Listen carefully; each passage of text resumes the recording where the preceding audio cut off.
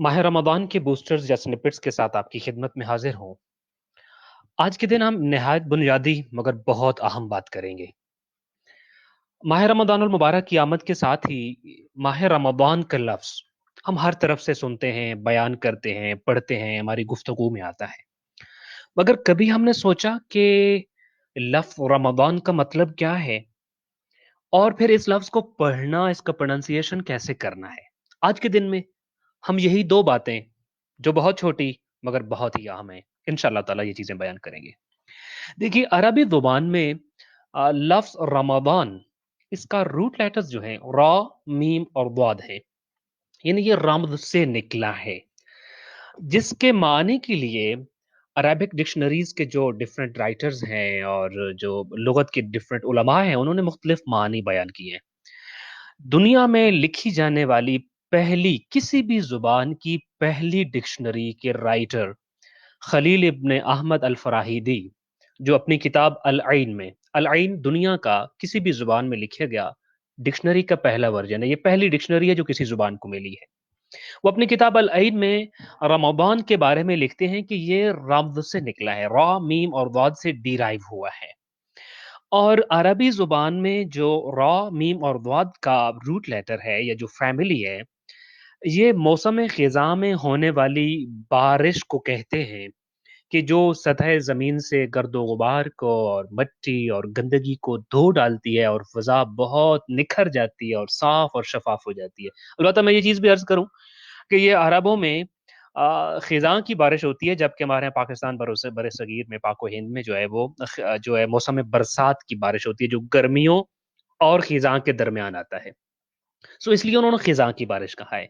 सो रम्ज़ का मतलब है ख़िज़ां में होने वाली ऐसी बारिश जो ज़मीन की सतह के ऊपर जो डस्ट है, जो गर्द-ओ-गुबार है, जो मिट्टी है, जो दरख्तों के पत्तों पे, ज़मीन के ऊपर पाए जाने वाली हर चीज़ के ऊपर जो एक गंदगी है और गर्द-ओ-गुबार है, उसको धो डालता है। सो इस बुनियाद पर इस महीने को माह रमज़ान कहने की वजह ये है कि इस माह में इंसान की रूह और उसके नफ्स के ऊपर जो गंदगी, आलूदगी और निजासत वगैरह जो होता है, उससे पाक किया जाता है और उससे धो दिया जाता है और उस डस्ट को और उस गंदगी को इंसान अपनी रूहानी कोशिश के साथ और माह रमज़ानुल मुबारक की ऑफ़र और पैकेज के साथ अपनी रूह को सँवारने की कोशिश करता है, धोने की कोशिश करता है, निखारने की कोशिश करता है। सो माह रमज़ान यानी वो महीना जिसमें मैं और आप अपनी रूह को जो नफ्स की गंदगी थी, जो गलाज़त थी, जो नजासत थी, जो उसके ऊपर डो डस्ट चढ़ गया हुआ था, उस खाक को धोते हैं, उसको साफ करते हैं, उसको निखारते हैं। सो रूह निखरने का महीना, माह रमज़ान यानी रूह निखरने का महीना। माह रमज़ान यानी मेरी फ़ितरत के धुल जाने और फ़ितरत असलिया के वापस आ जाने का महीना। माह रमज़ान यानी रूह के ऊपर पड़े हुए पर्दे उतरने का महीना। सो माह रमज़ान यानी रूह के ऊपर जो दाग, धब्बे, छींटे, निजासत पड़ गई थी, उससे उसको पाक, साफ और शफ़ाफ़ कर देने का महीना है। एक और लुग़त की किताब और डिक्शनरी जो कि अल्लामा तुरैही की है और मजमुअल बयान जो है, उसमें रम्ज़ यानी रमज़ा, वहाँ पे भी यही बात है कि माह रमज़ान रम्ज़ से डिराइव हुआ है। और जो रम्ज़ है वो गर्म और सुलगती हुई ज़मीन, रेत और पत्थर को कहा जाता है। यानी वो ज़मीन, वो रेत, वो पत्थर, वो ज़मीन का चेहरा कि जो सूरज की बराह रास्त तपश से सुलगने लगते हैं, पिघलने लगते हैं। वो लिखते हैं कि मसलन इंतहाई गर्म ज़मीन में अगर किसी का पाँव गर्म ज़मीन पे, गर्म रेत पे, गर्म जगह पे पड़े और फिर गर्म जगह पे रखने की वजह से जल जाए, तो फिर अरबी में उसे कहते हैं कि रमदत कदमहु बिल-हर या बिल-हुर, यानी तपिश की वजह से और गर्मी की वजह से और गरमाइश की वजह से जो ज़मीन पे मौजूद थी, उसने पाँव ज़मीन पे नंगा पाँव रखा और उसके पाँव जल गए हैं। सो इस बुनियाद पर अब माह रमज़ान को माह रमज़ान क्यों कहते हैं? माह रमज़ान यानी कौन-सा महीना? यानी ये वो महीना है जो गुनाहों को और बुराइयों को ख़त्म कर देता है, जो गुनाहों और बुराइयों को जला देता है, जो हमारी ख़ताओं, हमारी लग़ज़िशों को ख़त्म करके फिर खुदाबंद मुताल के साथ जो हमारा फ़ासला होता है, खुदा से जो दूरी इख्तियार हो चुकी होती है, उसको खुदा के साथ क़ुर्ब में बदल देता है। اس کے انسان کے اخلاق کی اصلاح کرنے کا مہینہ ہے، پاکیزگی کا ایک موقع ملنے کا مہینہ ہے۔ سو ماہ رمضان یعنی وہ مہینہ جو گناہوں کو جلا دیتا ہے، اور جس کی تپش اور جس کی حدت سے جو ہے وہ گناہ جلتے ہیں یا جھڑتے ہیں۔ البتہ بعض علماء نے یہ لکھا ہے کہ ماہ رمضان، چونکہ رمضان کا مطلب ہے گرمی اور حدت اور تپش جو کسی چیز کو جلا دے، اور تو اس وجہ سے بعض علماء نے یہ معنی بھی کیا ہے کہ آ، یہ مہینہ ماہ رمضان اس مہینے کو اس لیے کہتے ہیں کہ جس طرح پتھر اور ریت سورج کی حرارت سے گرم ہوتے ہیں، اسی طرح مومنین کے دل اور ان کے قلوب اور ان کی روح اس مہینے میں موعظہ سے حرارت لیتے ہیں اور خدا کی طرف تڑپ محسوس کرتے ہیں۔ سو وہ سورج کی تڑپ زمین کو تڑپا دیتی ہے، گرم کر دیتی ہے، اور وہ حرارت زدہ کر دیتی ہے۔ ایسے ہی اس مہینے میں جو ہم موعظہ، اللہ تعالیٰ کی کتاب کو پڑھتے ہیں، قرآن مجید کے میسیجز پڑھتے ہیں، ہمارے یہاں ہر طرف سے اس وقت موعظہ اور تبلیغ کی آواز آتی ہے اور ایک ماحول ہوتا ہے، تو اس ماحول میں جب موعظہ ہمارے دلوں کو حرارت سے بھر دیتا ہے، اور محبت خدا کی تڑپ مومنین کے دل میں چونکہ اس مہینے میں زیادہ جاگتی ہے، تو اس لیے اس تڑپ اور اس حرارت کی وجہ سے اس مہینے کو ہم ماہ رمضان کہتے ہیں۔ اچھا، اس کا جو ہے وہ ایک اور معنی جو علامہ زمخشری نے اپنی کتاب میں لکھا ہے، اور یہ تفسیر الکشاف میں لکھا ہے، اور یہ زمخشری ایک سند ہیں ڈکشنری کے حوالے سے، لغت کے حوالے سے، کسی بھی زبان کے ادب کے حوالے سے۔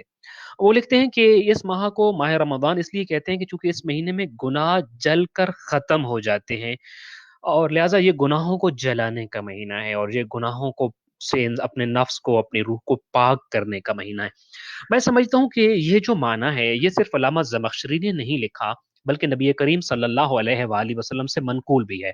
علامہ سید ابن طاؤس اپنی کتاب الاقبال میں ایک حدیث لکھتے ہیں کہ قیل للنبی صلی اللہ علیہ وآلہ وسلم، کہ نبی گرامی قدر صلی اللہ علیہ وآلہ وسلم سے پوچھا گیا کہ یا رسول اللہ ما رمضان، کہ رمضان کا مطلب کیا ہے، یا رمضان کیا ہے؟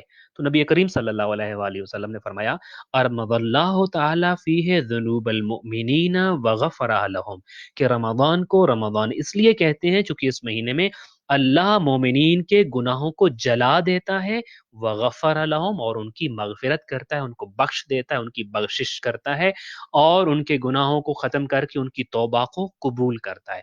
سو اب ذرا ترجمہ کیجئے گا، ماہ رمضان یعنی وہ مہینہ کہ جس میں اللہ نے گناہگاروں کے تمام گناہوں کو راکھ میں بدل دیا ہے، جلا دیا ہے، ختم کر دیا ہے، بھسم کر دیا ہے، اور پھر ان کی مغفرت کی ہے۔ اسی طرح کی ایک روایت کنز العمال میں بھی ملتی ہے کہ جس میں نبی کریم صلی اللہ علیہ وآلہ وسلم سے روایت کیا گیا ہے کہ بے شک اس مہینے کا نام رمضان رکھا گیا ہے چونکہ یہ گناہوں کو پاک کرتا ہے۔ سو ماہ رمضان یعنی وہ مہینہ جو گناہوں کو ختم کرتا ہے، جلاتا ہے، اور انسان کو اللہ کے قریب جانے کا ایک زیادہ بڑا موقع دیتا ہے۔ سو پہلی بات، رمضان کا مطلب ہم سمجھ گئے کہ رمضان، اب یہ خود دیکھیں، ہمیں یہ لفظ بھی بتا رہا ہے کہ مسلمانوں آؤ اپنے گناہوں کی بخشش کرواؤ، اللہ کے سامنے حضور توبہ کرو، اور اپنے گناہوں کے بوجھ سے اپنے آپ کو آزاد کرو۔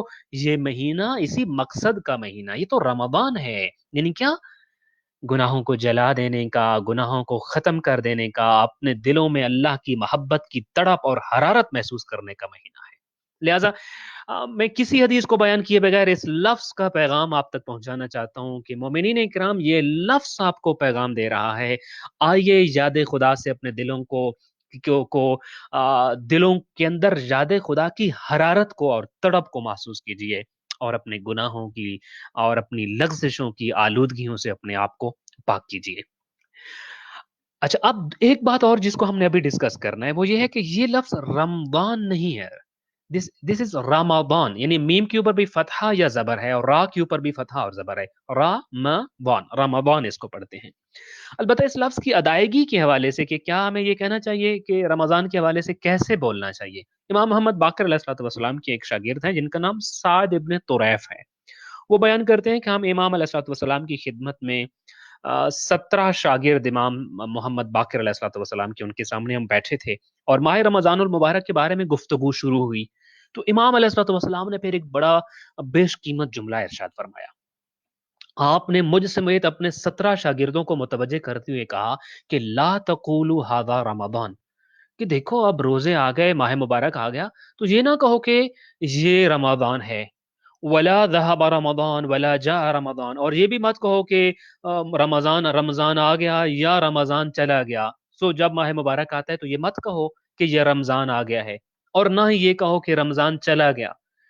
فإن رمضان اسم من اسماء اللہ عز وجل، چونکہ رمضان اللہ کا نام ہے، لا یجیء ولا یذهب، اللہ نہ آتا ہے اور نہ اس کے لیے آنے کا تصور ہے، نہ اس کے لیے جانے کا تصور ہے، وہ ہمیشہ سے ہے اور ہمیشہ رہے گا۔ سو جب آپ کہتے ہیں جاء رمضان یا ذهب رمضان، کہ رمضان آ گیا ہے، رمضان چلا گیا ہے، تو اس کا مطلب یہ بنتا ہے کہ گویا نعوذ باللہ الیاذ باللہ کہ اللہ آ گیا ہے اور اللہ چلا گیا، چونکہ رمضان یعنی اللہ کا نام ہے یہ۔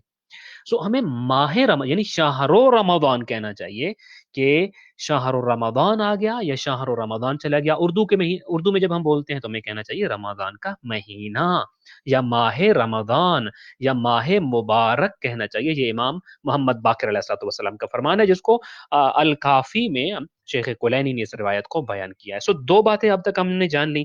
پہلی بات یہ کہ یہ لفظ رمضان ہے، اور ماہ رمضان جب ہم کہیں گے تو اس کا مطلب ہے گناہوں کی بخشش، گناہوں کی صفائی کا، روح کی پاکیزگی کا مہینہ ہے، اور اپنے گناہوں کو جلا کر تڑپے محبت پروردگار اور اپنے دلوں کے اندر حرارت محبت پروردگار محسوس کرنے کا مہینہ ہے۔